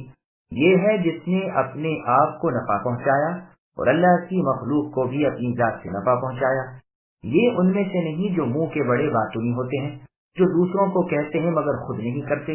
یہ تو خود بھی کرتے ہیں اور دوسروں سے بھی کہتے ہیں۔ یہ آیت عام ہے۔ رسول اللہ صلی اللہ علیہ وسلم سب سے اولا طور پر اس کے مصداق ہیں۔ بعضوں نے کہا ہے اس کے مصداق اذان دینے والے ہیں جو نیک کار بھی ہوں۔ چنانچہ صحیح مسلم میں ہے، رسول اللہ نے فرمایا قیامت کے دن مؤذن سب لوگوں سے زیادہ لمبی گردنوں والے ہوں گے۔ سنن میں ہے امام ضامن ہے اور مؤذن امانت دار ہے۔ اللہ تعالیٰ اماموں کو راہ راست سکھائے اور مؤذنوں کو بخشے۔ ابن ابی حاتم نے ہے سعد بن ابی وقاص رضی اللہ عنہ فرماتے ہیں اذان دینے والوں کا حصہ قیامت کے دن اللہ تعالیٰ کے نزدیک مثل جہاد کرنے والوں کے حصے کے ہے۔ اذان و اقامت کے درمیان اس کی وہ حالت ہے جیسے کوئی جہاد میں راہ الہی میں اپنے خون میں لوٹ پوٹ ہو رہا ہو۔ ابن مسعود رضی اللہ عنہ فرماتے ہیں اگر میں مؤذن ہوتا تو پھر مجھے حج و عمرہ اور جہاد کی اتنی زیادہ پرواہ نہ ہوتی۔ عمر رضی اللہ عنہ سے منقول ہے اگر میں مؤذن ہوتا تو میری آرزو پوری ہو جاتی اور میں رات کے نفلی قیام اور دن کے نفلی روزوں کی اس قدر تگ و تو نہ کرتا۔ میں نے سنا ہے اللہ کے رسول صلی اللہ علیہ وسلم نے 3 بار مؤذنوں کی بخشش کی دعا مانگی۔ اس پر میں نے کہا اللہ کے رسول آپ نے اپنی دعا میں ہمیں یاد نہ فرمایا، حالانکہ ہم اذان کہنے پر تلواریں تان لیتے ہیں۔ رسول اللہ نے فرمایا ہاں، لیکن اے عمر ایسا زمانہ بھی آنے والا ہے کہ مؤذنی غریب مسکین لوگوں تک رہ جائے گی۔ سنو عمر، جن لوگوں کا گوشت پوش جہنم پر حرام ہے ان میں مؤذن ہیں۔ عائشہ رضی اللہ عنہ فرماتی ہیں اس آیت میں بھی مؤذن کی تعریف ہے۔ اس کا حی علی الصلاۃ کہنا اللہ کی طرف بلانا ہے۔ ابن عمر رضی اللہ عنہما اور عکرمہ رحمہ اللہ فرماتے ہیں یہ آیت مؤذنوں کے بارے میں اتری ہے، اور یہ جو فرمایا کہ وہ عمل صالح کرتا ہے، اس سے مراد آذان و تکبیر کے درمیان 2 رکعت پڑھنا ہے۔ جیسا کہ صحیح بخاری، مسلم، سنن ابی داؤد، ابن ماجہ میں رسول صلی اللہ علیہ وسلم کی حدیث ہے، آپ نے فرمایا 2 آذانوں کے درمیان نماز ہے، 2 آذانوں کے درمیان نماز ہے۔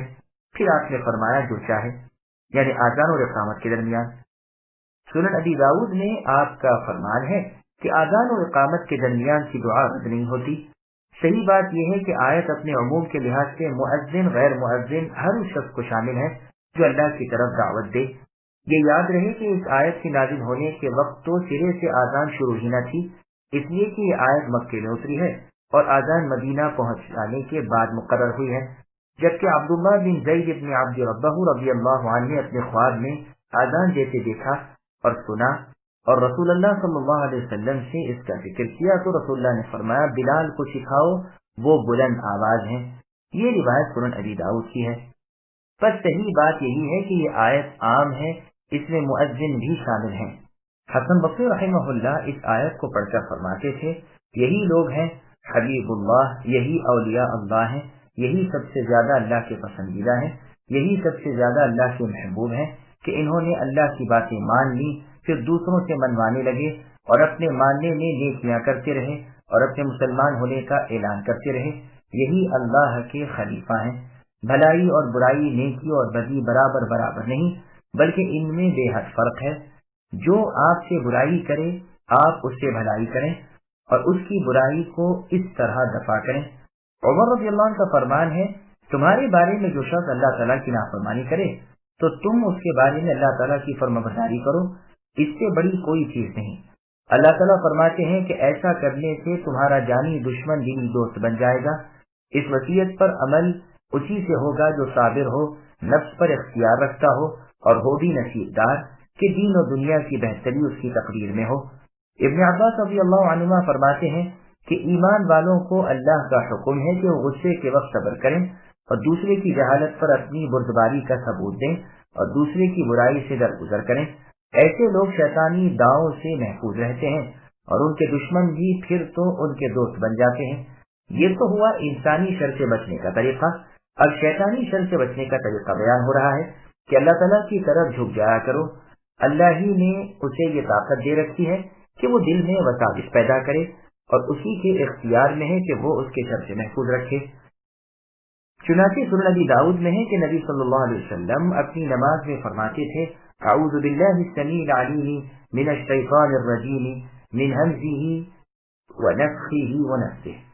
پہلے ہم بیان کر چکے ہیں کہ اس مقام جیسا ہی مقام صرف سورہ آراف میں ہے، یعنی سورہ آراف آیت نمبر 199، خذ العفو وأمر بالعرف وأعرض عن الجاہلین، اور سورہ مؤمنون کی آیت ادفع بالتی ہی احسن میں حکم ہوا ہے کہ درگزر کرنے کی عادت ڈالیے اور اللہ کی پناہ میں آ جایا کریں، برائی کا بدلہ بھلائی سے دیا کریں وغیرہ۔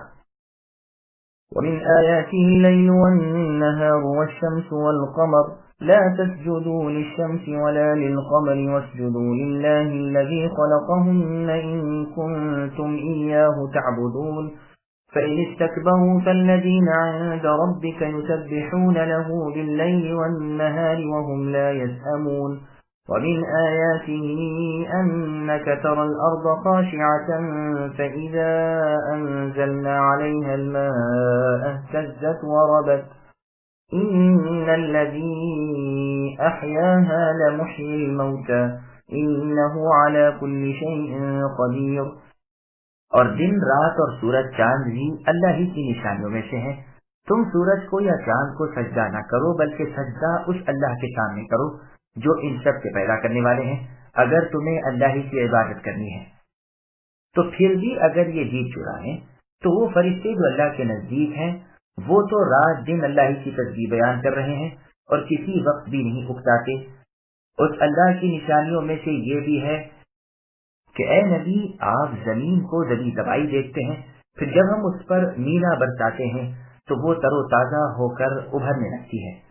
جس نے اسے زندہ کر دیا وہی اللہ یقینی طور پر مردوں کو بھی زندہ کر دیں گے، بے شک وہ ہر چیز پر قادر ہے۔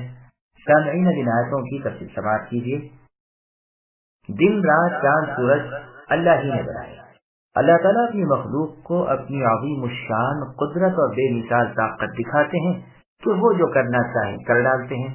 سورج چاند دن رات اللہ کی قدرت کاملہ کے نشانات ہیں۔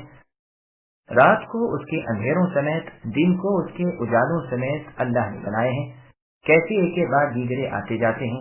سورج کو اور اس کی روشنی اور چمک کو، چاند کو اور اس کی نورانیت کو دیکھ لو، ان کی بھی منزلیں اور آسمان مقرر ہیں۔ ان کے طلوع و غروب سے دن رات کا فرق ہو جاتا ہے، مہینے اور برسوں کی گنتی معلوم ہو جاتی ہے، جس سے عبادات، معاملات اور حقوق کی باقاعدہ ادائیگی ہوتی ہے۔ چونکہ آسمان و زمین میں زیادہ خوبصورت اور منور سورج اور چاند تھا، اس لیے انہیں خصوصیت سے اپنا مخلوق ہونا بتلایا اور فرمایا کہ اگر اللہ کے بندے ہو تو سورج چاند کے سامنے ماتھا نہ ٹیکنا، اس لیے کہ وہ مخلوق ہیں، مخلوق سجدہ کرنے کے قابل نہیں ہوتی، سجدہ کیے جانے کے لائق وہ ہے جو سب کے خالق ہیں۔ پس تم اللہ تعالیٰ کی عبادت کیے چلے جاؤ، لیکن اگر تم نے اللہ کے سوا اللہ کی مخلوق کی بھی عبادت کر لی تو تم اللہ کی نظروں میں گر جاؤ گے اور پھر تو وہ تمہیں کبھی نہ بخشیں گے۔ جو لوگ صرف اللہ کی عبادت نہیں کرتے بلکہ کسی اور کی بھی عبادت کر لیتے ہیں، وہ یہ نہ سمجھیں کہ اللہ کے عابد وہی ہیں۔ اگر وہ اللہ کی عبادت چھوڑ دیں تو اور کوئی اللہ کا عابد نہیں رہنے کا۔ نہیں، اللہ تعالیٰ ان کی عبادتوں سے محض بے پرواہ ہیں۔ اللہ کے فرشتے دن رات اللہ کی پاکیزگی کے بیان اور اللہ کی خالص عبادتوں میں بے تھکے اور بن اکتائے ہر وقت مشغول ہیں۔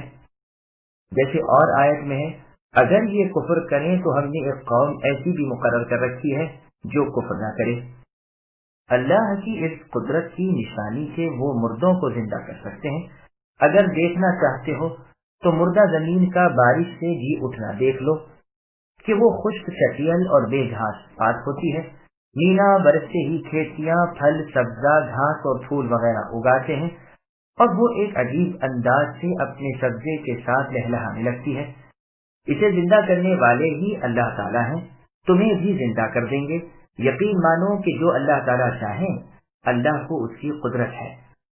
ان الذين يلحدون في آياتنا لا يخفون علينا افمن يلقى في النار خير ام من يأتي آمنا يوم القيامة اعملوا ما شئتم انه بما تعملون بصير ان الذين كفروا بالذكر لما جاءهم وانه لكتاب عزيز لا يأتيه الباطل من بين يديه ولا من خلفه تنزيل من حكيم حميد ما يقال لك إلا ما قد قيل للرسل من قبلك إن ربك لذو مغفرة وذو عقاب أليم۔ بے شک جو لوگ ہماری آیتوں میں کج روی کرتے ہیں وہ کچھ ہم سے مخفی نہیں۔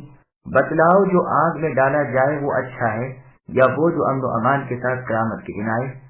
تم جو چاہو کرتے چلے جاؤ، وہ تمہارا سب کیا کرایا دیکھ رہے ہیں۔ جن لوگوں نے اپنے پاس قرآن پہنچ جانے کے باوجود اس سے کفر کیا وہ بھی ہم سے پوشیدہ نہیں۔ یہ بڑی باوقار کتاب ہے جس کے پاس بھی باطل پھٹک نہیں سکتا، نہ اس کے آگے سے نہ اس کے پیچھے سے۔ یہ ہے نازل کردہ حکمتوں والے خوبیوں والے اللہ کی۔ اے نبی، آپ سے وہی کہا جاتا ہے جو آپ سے پہلے رسولوں سے بھی کہا گیا ہے۔ یقیناً آپ کے پروردگار اللہ تعالیٰ معافی والے بھی ہیں اور دردناک عذابوں والے بھی۔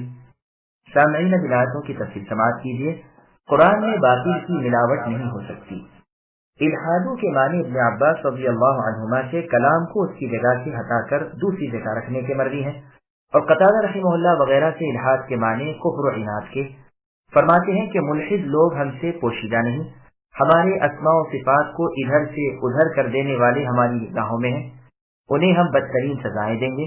سمجھ لو کہ کیا جہنم واصل ہونے والا اور تمام خطروں سے بچ رہنے والا برابر ہے؟ ہرگز نہیں۔ بدکار کافروں، جو چاہو عمل کرتے چلے جاؤ، مجھ سے تمہارا کوئی عمل پوشیدہ نہیں، باریک سے باریک چیز بھی میری نگاہوں سے اوجھل نہیں۔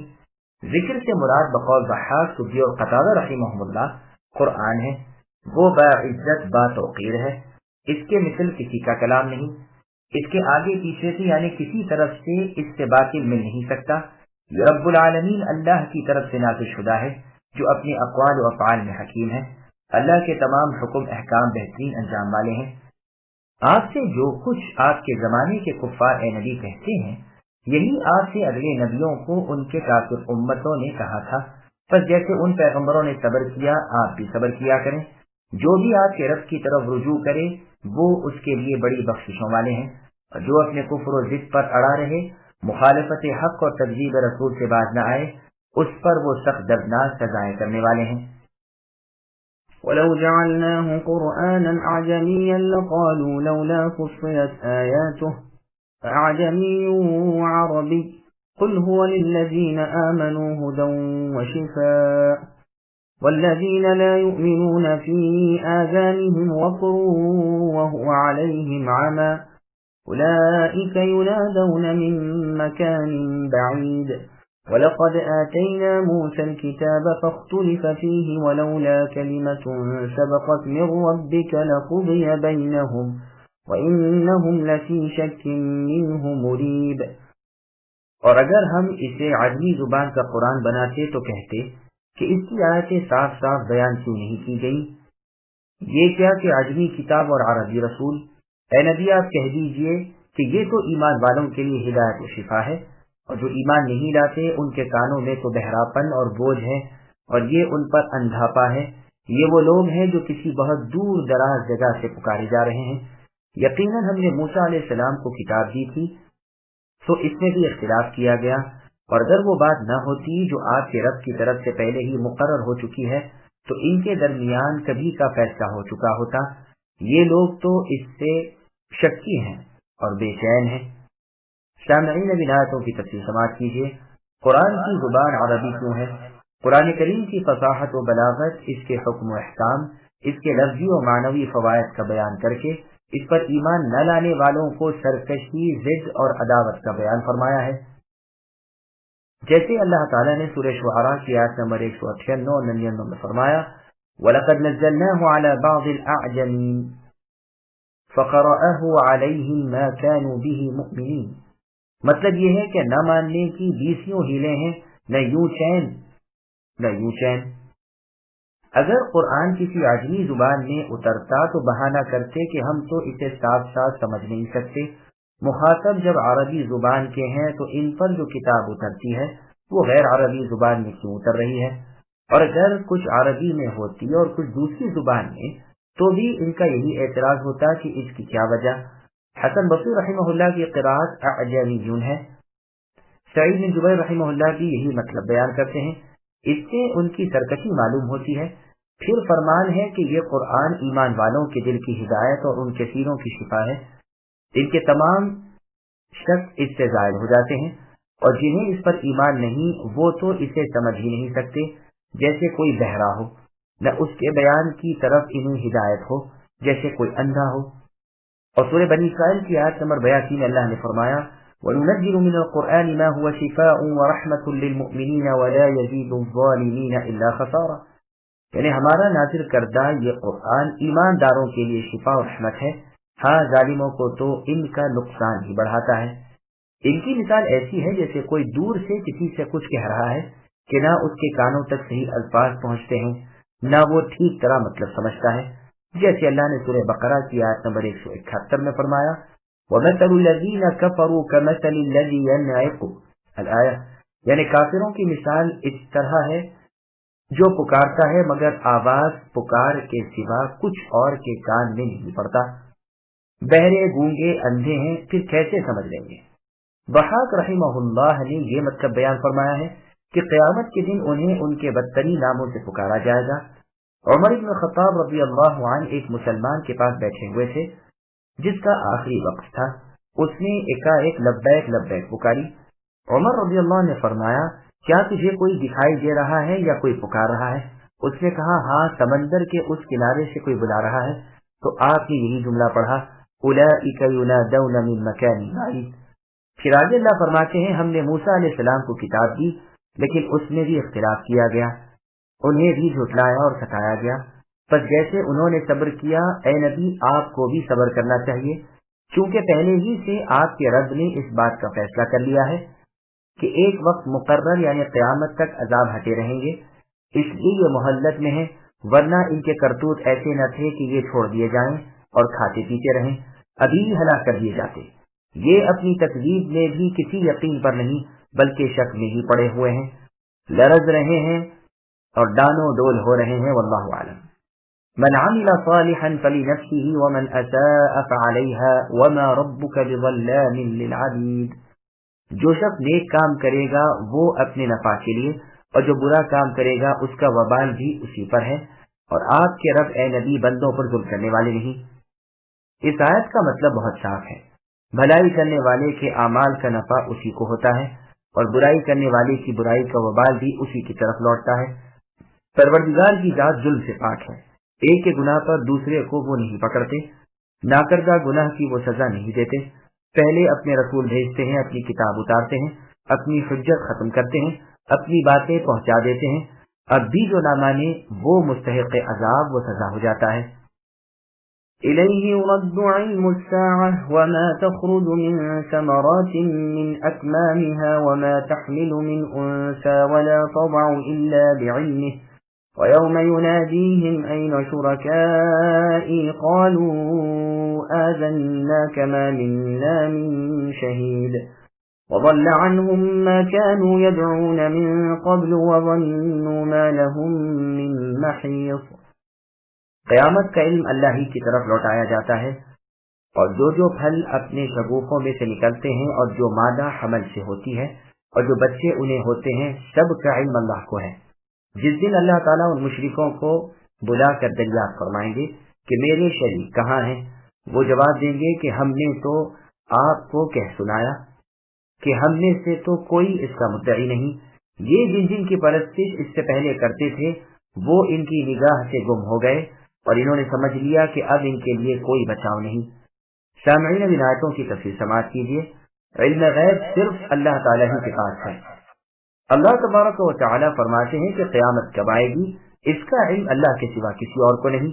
تمام انسانوں کے سردار محمد مصطفیٰ صلی اللہ علیہ وسلم سے جب فرشتوں کے سرداروں میں سے ایک سردار جبریل علیہ السلام نے قیامت کے آنے کا وقت پوچھا تو رسول اللہ نے فرمایا کہ جس سے پوچھا جاتا ہے وہ بھی پوچھنے والے سے زیادہ جاننے والا نہیں۔ یہ روایت صحیح مسلم میں صحیح بخاری کی ہے۔ قرآن کریم میں سورہ نازعات کی آیت نمبر 44 الی ربک منتہاها یعنی قیامت کب ہوگی اس کے علم کا مدار آپ کے رب کی طرف ہی ہے۔ اسی طرح اللہ عز و جل نے سورہ اعراف کی آیت نمبر 187 میں فرمایا لا یجلیها لوقتها الا هو، مطلب یہی ہے کہ قیامت کے وقت کو اللہ تعالیٰ کے سوا اور کوئی نہیں جانتا۔ پھر آگے اللہ فرماتے ہیں کہ ہر چیز کو اللہ تعالیٰ کا علم گھیرے ہوئے ہے، یہاں تک کہ جو پھل شگوفے کھلا کر نکلے، جس عورت کو حمل رہے، جو بچہ اسے ہو، یہ سب اللہ کے علم میں ہے۔ زمین و آسمان کا ایک ذرہ اللہ کے وسیع علم سے باہر نہیں۔ اور سورہ انعام کی آیت نمبر 59 میں اللہ نے فرمایا وَمَا تَسْقُطُ مِن وَرَقَةٍ إِلَّا يَعْلَمُهَا، یعنی جو پتا جھڑتا ہے اسے بھی اللہ تعالیٰ جانتے ہیں۔ ہر مادہ کو جو حمل رہتا ہے اور رحم جو کچھ گھٹاتے بڑھاتے رہتے ہیں اللہ تعالیٰ خوب جانتے ہیں۔ اللہ کے پاس ہر چیز کا اندازہ ہے، عمریں جو گھٹیں بڑھیں وہ بھی کتاب میں لکھی ہوتی ہیں۔ ایسا کوئی کام نہیں جو اللہ تعالیٰ پر مشکل ہو۔ قیامت کے دن مشرکوں سے تمام مخلوق کے سامنے اللہ تعالیٰ سوال کریں گے کہ جنہیں تم میرے ساتھ پرستش میں شریک کرتے تھے وہ آج کہاں ہیں؟ مشرکین جواب دیں گے کہ ہم تو آپ کو معلوم کرا چکے کہ آج تو ہم میں سے کوئی بھی اس کا اقرار نہ کرے گا کہ کوئی آپ کا شریک بھی ہے۔ آج ان کے معبودان باطل سب گم ہو جائیں گے، کوئی نظر نہ آئے گا جو انہیں نفع پہنچا سکے، اور یہ خود جان لیں گے کہ آج اللہ کے عذابوں سے چھٹکارے کی کوئی صورت نہیں۔ یہاں ون یقین کے معنی میں ہے۔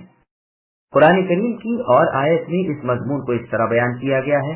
اللہ نے سورہ کہف کی آیت نمبر 53 میں فرمایا وَرَأَى الْمُجْرِمُونَ النَّارَ فَظَنُّوا أَنَّهُمْ مُوَاقِعُوهَا وَلَمْ يَجِدُوا عَنْهَا مَصْرِفًا، یعنی گنہگار لوگ جہنم کو دیکھ لیں گے اور انہیں یقین ہو جائے گا کہ وہ اس میں گرنے والے ہیں اور اس سے بچنے کی کوئی راہ نہ پائیں گے۔ لا يسأم الإنسان من دعاء الخير وإن مسه الشر فيئوس قنوط ولئن ذقناه رحمة منا من بعد ضراء مسته ليقولن هذا لي وما أظن الساعة قائمة ولئن رجعت إلى ربي إن لي عنده للحسنى فلننبئن الذين كفروا بما عملوا ولنذيقنهم من عذاب غليظ وإذا أنعمنا على الإنسان أعرض ونأى بجانبه وإذا مسه الشر فذو دعاء عريض۔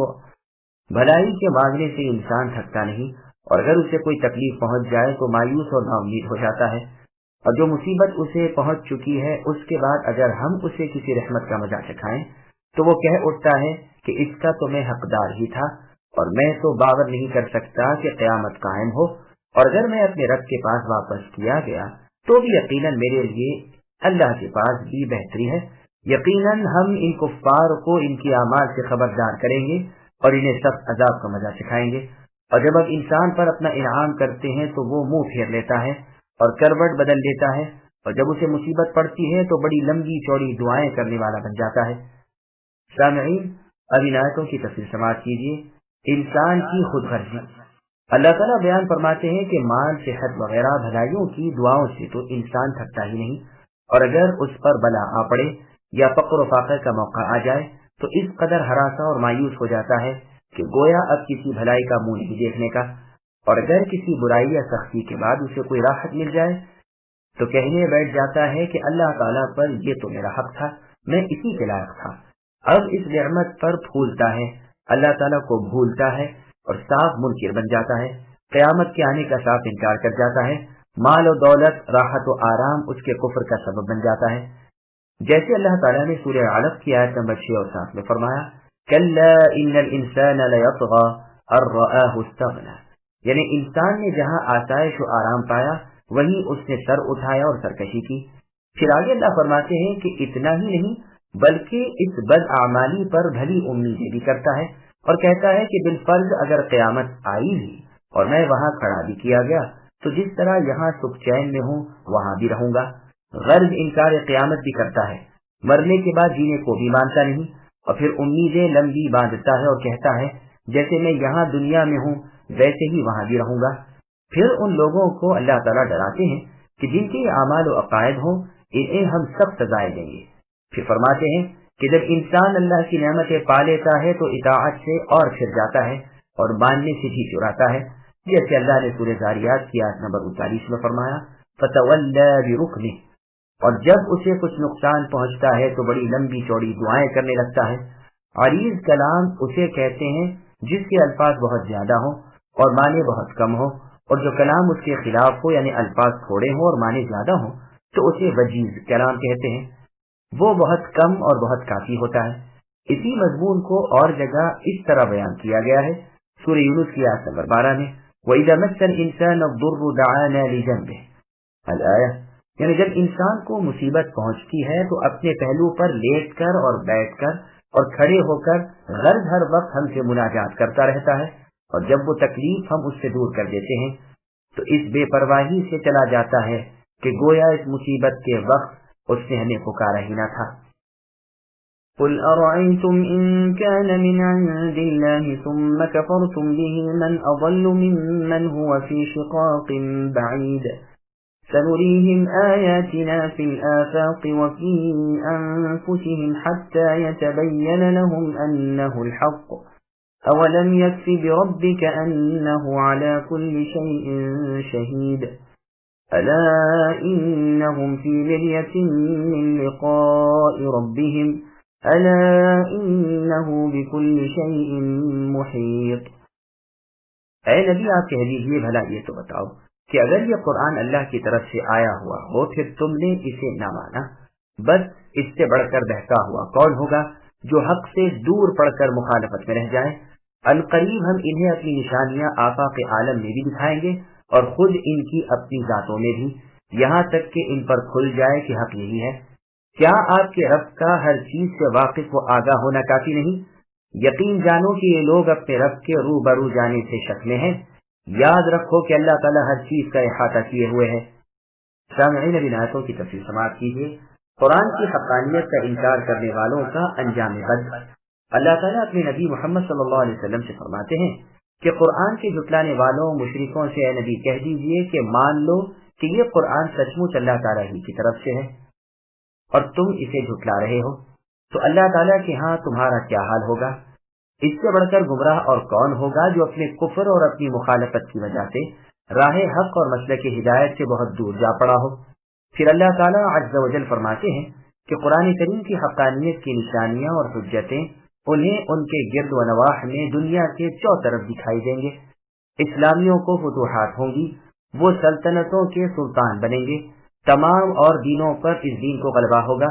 فتح بدر اور فتح مکہ کی نشانیاں خود ان کی اپنی جانوں میں ہوں گی کہ یہ لوگ تعداد میں اور شان و شوکت میں بہت زیادہ ہوں گے، پھر بھی مٹھی بھر اہل حق انہیں زیر و زبر کر دیں گے، اور ممکن ہے یہ مراد ہو کہ حکمت الہی کی ہزارہ نشانیاں خود انسان کے اپنے وجود میں موجود ہیں۔